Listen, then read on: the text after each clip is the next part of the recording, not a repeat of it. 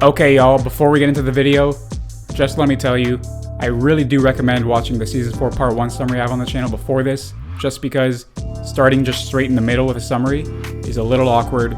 You kind of need to know fresh what happens before this, so just go watch that video, and you might as well watch all the others. And let's get into the summary. Hanji finds a bloodied Levi near the riverbank, and tells Flock that he is dead. Then when Zeke emerges out of a nearby Titan, fully healed, the scout commander takes the opportunity to flee with Levi. Meanwhile, in Shiganshina, Marley's military attack kicks off, and Eren ignores Yelena's pleas to hide underground, as he enters the battle front and center with his Titan. He then takes on Reiner head-on, and Galliard jumps in as well, and though he holds them off, the cart Titan gunners blow a hole through his neck and leave him vulnerable. At the same time, below the city in the jails, Onyakapan sets Eren's friends free in order to help him in his fight, but Konya is angered that he would even ask such a thing after being betrayed by him. Armin steps in to argue in favor of helping Eren, and doesn't believe he really wants to go through with the euthanization plan, but is simply using Zeke to commence the rumbling. Though none of them are thrilled with Eren's latest actions, they agree to go help him. Coincidentally, just as Reiner has Eren pinned down and his nape exposed, Zeke arrives to save him, as the tide of battle turns with the Beast Titan's power. Eren's closest friends then arrive on the battlefield with ODM gear, whilst Commander Pixis and the other officers spend what they believe to be their last hour fending off the invaders on the ground. Hey yo, Yelena, relax. Falco is still with the officers, having also swallowed the wine containing Zeke's spinal fluid, though when he notices his brother Colt nearby trying to rescue him, Niall takes him to where he and Gabi are hiding, and lets him go. The three of them then hide in a nearby house, and hear Sasha's family pass by, and when Gabi hears Kaya say she wishes she could kill her cousin's torment becomes clear to her. Basically, she finally accepts that Eldians aren't really spawns of the devil.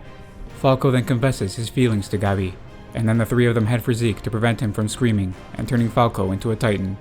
As Eren drags closer to Zeke, Peak fakes her death, allowing General Magath to fire a sneak attack at the Beast Titan's nape, incapacitating him. In order to unlock the Founding Titan's power, Eren must touch Zeke because he has royal blood in him. Zeke rises again, but Colt stops him before he can stream, pleading to wait until Falco is out of range, though Zeke is barely bothered by the unfortunate occurrence, and his scream turns Falco and the 300 officers who drank his spinal fluid into mindless Titans obedient only to him. Safe to say Colt is dead.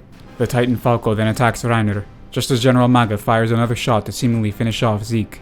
However, Galliard emerges from his beaten-up Jaw Titan, and after giving a final message to Reiner that he knew he was always better than him, Falco eats him alive. Galliard saw the memory of how his brother told Reiner that Porco was meant to be the armor Titan if not for his interference. Eren notices that Zeke is still alive, and exits his Titan to reach him, as Reiner is held back by his former comrades from stopping him. Before Eren can reach his brother, his head is blown off by Gabi, but luckily, Zeke catches his decapitated head before he dies, and the two meet at the coordinate where the paths of all Titans converge.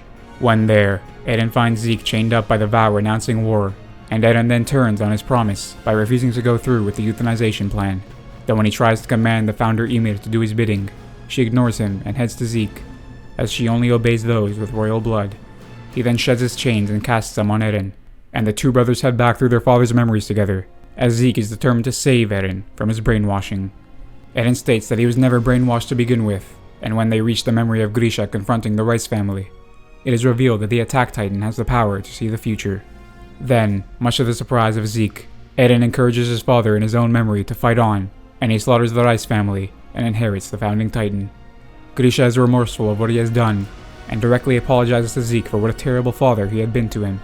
Then he requests that he stop Eren, and Zeke returns them back to the coordinate. So apparently Eren showed his father the memories he wanted him to see in order to get him to take the Founding Titan? I'm not gonna lie, I don't even understand how Eren could have influenced the past from the future. It don't make no sense, don't ask me. Then, in order to stop his brother, Zeke orders the founder Ymir to make all Eldians unable to reproduce, and Eren rips out of his chains to stop her. Flashback time! 2,000 years ago, the founder Ymir is serving as a slave for the tribe of Eldia, and after being blamed by her fellow slaves for letting a pig escape its pen, she is chased down by the king's soldiers in a hunt for sport. She runs into a tree and falls down its chasm into a body of water, where a strange spine-like creature fuses with her, turning her into the first Titan. She uses the power in the king's service and targets the people of Marley in his name. Then the king deems her worthy to impregnate, and they have 3 children together, Maria, Rose, and Sheena. When one day Ymir jumps in front of a spear aimed at the king, He has his 3 daughters eat every last bit of her body to salvage her power. That's nasty. On the king's deathbed, he orders his daughters to reproduce and multiply, making sure to feed the spines of each generation to the next, in order for Eldia to reign supreme forever. Back in the coordinate, Eren reaches Ymir and breaks her free of her slave mindset. Then he transforms into the founding titan, and all of the walls collapse as the titans within them awaken. So, the rumbling begins, and Eren speaks to all subjects of Ymir to tell them his plan to protect Paradise Island by eradicating all life beyond its shores. When they're snapped back to reality, Eren's friends argue over the morality of his actions. Then Connie takes the unconscious Falco and runs to feed him to his mom, so she can inherit the Jaw Titan and return through her human form. Meanwhile, Gabi leaves an unconscious Reiner to heal in an abandoned house, while she goes to rescue Falco. On her way, she saves Kaya from a Titan, and joins the Browse family in finding a place to hide, as she and Kaya reconcile. At the same time, the Eldian soldiers gather together to wipe out the final pure Titans transformed by Zeke, and Commander Pixis, as well as the other officers, are finally laid to rest by their comrades. After they finish taking care of the Titans, Armin and Mikasa find the Browse family underground, and Gabi begs Armin to find a way to help her save Falco. When she mentions that Reiner's hardening had come undone when the walls collapsed, Armin has a realization, and in Trost district, Annie awakens from her long slumber. She has a confrontation with her former roommate Hitch, but her weakened body is unable to make good on her strong threats. Hitch then helps her escape, and Annie tells her the story of how she was abandoned by her mother, who had an affair with a Marleyan, and was then picked up by a foreigner with Eldian blood. He trained her to be an honorary Marleyan, so he could have a better life. And even after all the pain he caused her, he apologized to her on the day she left for Paradise Island, and made her promise to come back to him.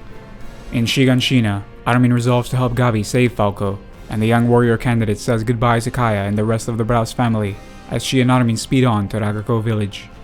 Falco wakes up, and Connie tells him he's taking him to a hospital to treat his injuries. Liar. As they do so, Jean watches Floch use the power of fear to keep the volunteers in check, now that they know their homelands are doomed. Elsewhere, Hanji, with Levi in tow, approaches Peak and General Magat with a proposal to band together to stop Eren.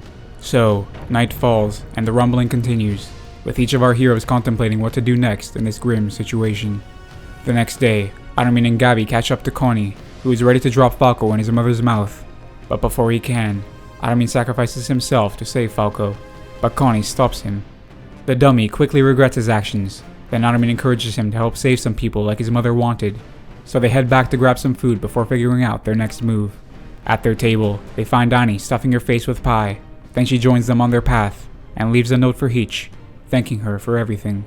Floch and Jean then prepare to execute Yelena and Onyakopon. Though Jean misses his shot, then the cart titan swoops in to swallow Jean and the prisoners. Yelena was gonna be executed because she sides with Zeke, and Onyakopon because he doesn't want to kiss up the Eldians who support the destruction of his homeland. This was part of a plan to safely escape the Jaegerists, and the group that escaped prepared to band together despite their differences to save the world. Let's name our final squad then. Hanji, Armin, Mikasa, Jean, Connie, Annie, Reiner, Peak, Gabi, Falco, Magat, Yelena, Onyakopon, and Levi. Though he ain't doing shit. The group gather to have a meal, but tensions are high amongst the former enemies, with each of their sins weighing heavy on their shoulders. Reiner tells Jean how he and Annie were responsible for Marco's death, and when he apologizes, Jean beats the crap out of him, but Gabi gets in the way and asks for his help. Then Jean storms off. Later, he cools off and agrees to help them. Then the group head to the port where the Azumabito have a flying boat stationed to observe the rumbling, which they plan to use to stop Eren. When they arrive, they find the Jaegerists occupying the port, and they come up with a plan to steal the flying boat without any casualties.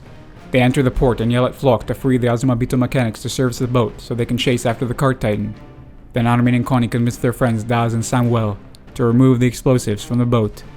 In the building, Kiyomi Azumabito assaults Floch, and before she can be killed, Mikasa rescues her. Then Floch informs everyone that Mikasa, Armin, and Connie have betrayed Eldia. Unfortunately, Connie is forced to kill Daz and Samuel as the bloodshed begins, with the armored and female titans entering the fray as well. The Azumabito say they have a hangar to the south where they can service the boat, but whether the rumbling will get there first is a gamble. Nevertheless, the soldiers fend off the Jaegerists as the engineers service the boat, and Falco joins the fight as a Jaw Titan as well. Reinforcements are on their way by train, but it mysteriously blows up, and Floch fails in his attempt to blow the ship's hull. Then everyone except General Magat boards the ship as they set sail. The general is joined by Commandant Shadis and boarding the only other ship the Aegis can use to catch up with, and the two old-timers share a moment of respect as they blow themselves and the ship to smithereens. Shadis was the one who blew up the train of reinforcements. On the ship, Annie breaks down after hearing there's nothing they can do to save Liberio, and she asks Mikasa again if she can kill Eren or stand by whilst she kills him. We then see a flashback of when Eren and his friends first visit Marley as tourists with Onyakapan as their guide, and the group are shocked by all the technological and culinary advancements they are missing out on in their homeland. The group then visit the Azumabito estate, and plan to hear out what the newly formed Subject of Ymir Protection Group is all about in the following day's forum. But before they do, Eren and his friends get sidetracked, and end up in a refugee camp where they laugh and drink their troubles away, at least for a short time. The next day, they all attend the forum, and they realize that the Island Devils are truly hated by all, as the Subject of Ymir Protection Group only sympathize with the victims of Eldia's forced interbreeding spread across the globe. That was the last day Eren's friends saw him before he disappeared amongst the people of Marley, awaiting his opportunity to crush the world so that his friends could live and be happy. Finally, in present day, the global combined fleet gathered to stop the rumbling from progressing, and even with every large cannon known to man assembled together, they barely put a dent in the army of colossal titans, as Eren continues to command them to wipe every last enemy of Eldia from the world.